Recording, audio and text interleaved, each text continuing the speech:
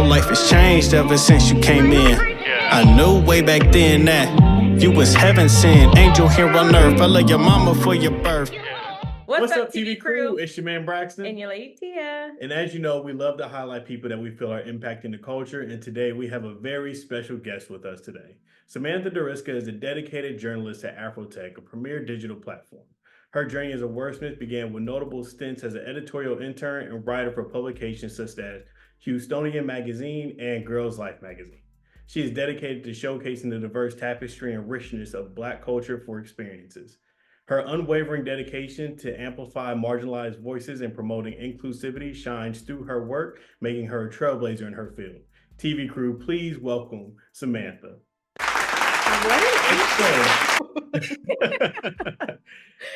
How's your day going so far?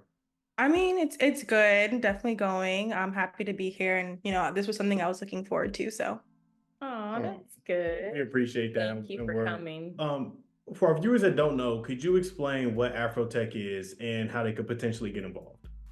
Yeah, that's a really great question. So we cover all things. I mean, the point of it is for really the community to be engaged with like investing or wealth building. So it'll be like business, entrepreneurship, health, education. STEM's like a really big one here as well. So we do a little bit of that and more. In terms of how people can get involved, I mean, obviously like looking at our website, following our socials. AfroTech conference is also really big. So attending that in person. Yeah, y'all should definitely go. It's amazing. So those are like little things people can do. They have happy hours sometimes spontaneously. So some more in-person interactions. But of course, like I said, reading the articles, seeing the great things people are doing on their community, that's how people can be involved. Okay, so would you describe it more as like a community organization that provides the resources to people within marginalized communities to be able to further develop, or is it more like a corporation company that you come and work at to further develop? Okay, so I would consider it more of like a media platform per se. So hopefully that answers your question. So yeah, definitely a media platform. People can tune in, like I said, on socials or online.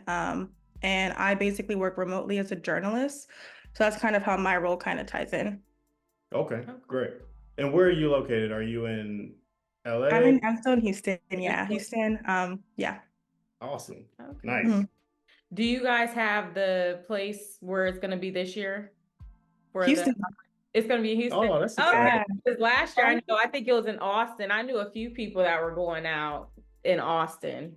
Yeah, I think the last 2 years it was Austin. I believe this will be the first year in Houston at the George R. Brown. So, I mean, it should be amazing just because, again, we're already here in Houston, our community. So I think it's going to be great. So I'm excited. Oh, that's good. That's good. I might have to find a way to slide on down there. If y'all don't go this year, Tia, because you're in Houston, it would make perfect sense. But yeah, definitely come eventually. I think it's worth experiencing at least once. Okay. Okay, so the next thing, what do you think it would take for African Americans to become more prevalent with tech? Ooh, that's a great question. So I feel like representation is really important. I feel like even for me, like with my career path, I didn't really see that a lot. It just wasn't normalized. So I feel like that's a lot of things I hear across the board in tech. I think that's really where it starts, seeing people who look like you, which is why like conversations, reaching out to people who are already doing the work, already have that exposure is so important. Also just normalizing those pathways, whether that's literally in school systems, having more programs, whether it's like tech or like STEM related nonprofits, or like just different programs that people can be doing to kind of like energize people at an earlier age. I feel like that's when people like are consuming knowledge and it's kind of easier to influence them positively. Those are things that I think can be done to start for people to have more entry. Also normalizing that you can have non-traditional backgrounds. I think sometimes people think, oh, maybe because some people are getting into tech without necessarily like a degree. So I think also normalizing there are non-traditional pathways that people can do. You might not have to explore a 4-year degree, which for some people might be very overwhelming, especially when you enter like your latter years. But yeah, those would be some tips that I would suggest. Okay. Yeah, I think all that stuff is great. I know, like I'm hearing now schools are teaching coding. Like Yes. that's like, and it's And I did like not what, learn. like middle school, or at least I know for sure high school. Yeah. Um, I don't, at Seven Lakes, I do not remember us doing coding. no. We did not do that. We did, yeah. So I guess nowadays they're doing all this different stuff. Yeah. Do you And guys esports ever, labs big. would you say? Sorry. I was saying how like esports labs, that's like a really big push I'm starting to see too, which, for like gaming, which is pretty cool too. Oh, Wow, okay. I never know that. Do you guys like collab with HBCUs? I'm not aware of that. That part, that's probably not my scope. So I'm like, yeah, Oh, I'm okay. not sure. Oh, okay. Okay. So because you're on the like journalist side of things, who have you worked with? Who have you had the opportunity to interview? Or what would you say has been like one of the most special experiences you've had so far within your career? So let me say first, like, let me say like the probably not the answer people think they're gonna expect me to say, but I'm just being really honest. It doesn't really matter if it's a celebrity or like somebody who maybe they're not as known. I really just feel like the ability to really just speak with people, learning more about different industries, and really just seeing in real time how many like Black individuals in our community are doing so many amazing things in so many industries that I personally wasn't even aware of.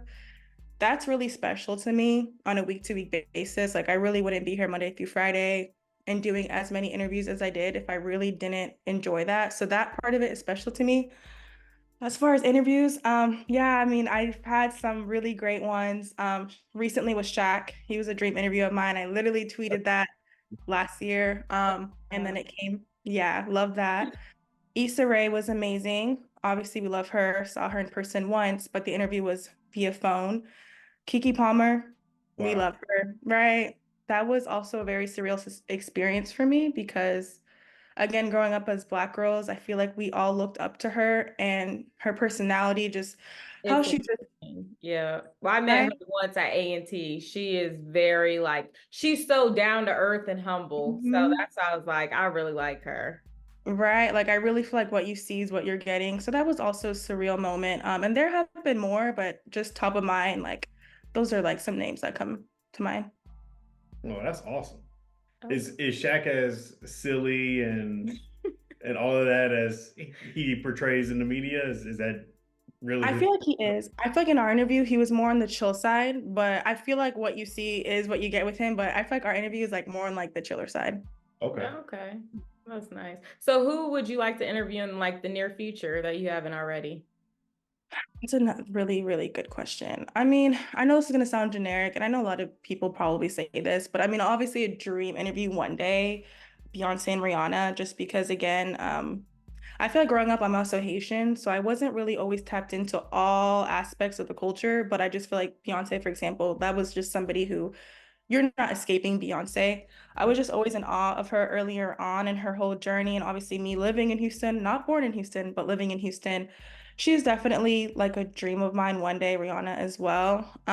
As far as someone that I would like to speak to more recently, I would say Snoop Dogg, just because as an entrepreneur, like where he went from rapping to business Yeah. is so mind-blowing to me to this day. Like every single month, I feel like I'm always seeing something new that he's doing, and he's literally unstoppable. So He's that would be the bucket so list. busy. Yeah.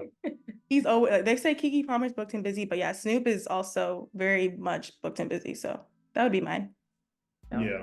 And they say he's the most known rapper, or honestly, not really just a rapper, most known person worldwide. You get to go Yeah. in the world and they will know who he is. Well, we knew that once That's he was with crazy. Martha Stewart and Yeah. Yeah, everybody. exactly.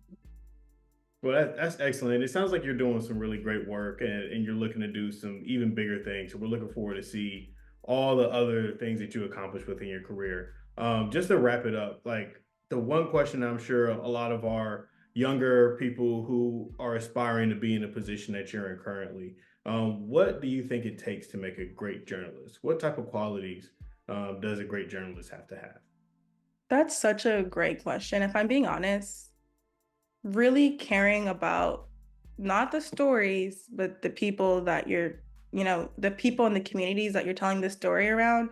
I feel like journalism does you know, you have the responsibility of reporting the truth, but I feel like also doing that with, you know, consideration and compassion as well. So I really just feel like your heart has to be in the right place, understanding your purpose and like what you're doing in this space as well. That would kind of be, I think that to me has been the most important foundation, is really caring about the people that you're speaking to, being mindful with their time, energy, the questions that you're asking them, um, really researching too when you're like speaking to them, just, and I think again that all kind of falls into really caring about the person behind the story. So I would say that would be, you know, I know for me it feels really good when you write a story on somebody and they're generally like, wow, like we really love how you told our story, like, you know, things like that. I would say that's my tip. Okay, great. And I think that's a good thing to add, because I've heard that sometimes there are journalists out there who don't care and just kind of write it down and put it out there, and they could care less about how that makes the person look, even if they are just writing down the facts, but they're not considering how those facts impact that individual or that person. So I think that's a great thing to share. Yeah, no, for sure. And like storytelling, I feel like that's like a big thing my editor's also been like honing into. Again, a lot of things can be very black and white, but I also feel like really mastering storytelling, which I'm still doing every day. I feel like every story, every year, I'm continuing to grow and accelerate, but really just trying to be a better storyteller. That'd be the other thing. Excellent, excellent. We truly do appreciate it. Do you have like Instagram, Twitter? Like, how can our followers get in touch with you if they want to? So as I got older, I'm a LinkedIn girly, which I mean, you know what I mean? So I That's just, fine. Yeah, there's nothing wrong with that. We got LinkedIn too. good. Yeah, LinkedIn has just been an amazing platform. So I usually plug in my LinkedIn first because I post all of my stories on there every day. So that one's just my first and last name. So Samantha Dorisca. Instagram wise, definitely my Sammy Dor Media page. That's like personal, but I also sometimes share like interviews that I might be doing. So that's just Sammy Dor Media. I also have a Twitter, which is also Sammy Dor Media as well. So those would be like my top three platforms I'd plug in. Oh, you also take pictures, don't you? Yeah, I do photos, but I never really talked about photography, so I was like, sorry. I just realized once you shouted out the media portion, I was like, you do pictures. I always see the college pictures that you do of people. They're nice. So thank you. Yeah, I usually keep, unless like it's like that's what it's about, I usually keep them like separate. But if anyone's watching this, yes, I do photos. I do grad photos. So yeah. Yep. All right. Well, TV crew, you know where to find her. Friend her on LinkedIn and she will get back to you. Yep. Y'all know where to find me. And again, thank y'all for the interview and the time. You know, I really appreciate it as well. And yeah. Yeah. Thank you so much for coming. 15 till forever. There's nobody that's better. You've been with me in the sun and the stormy weather. Want you to have my son over.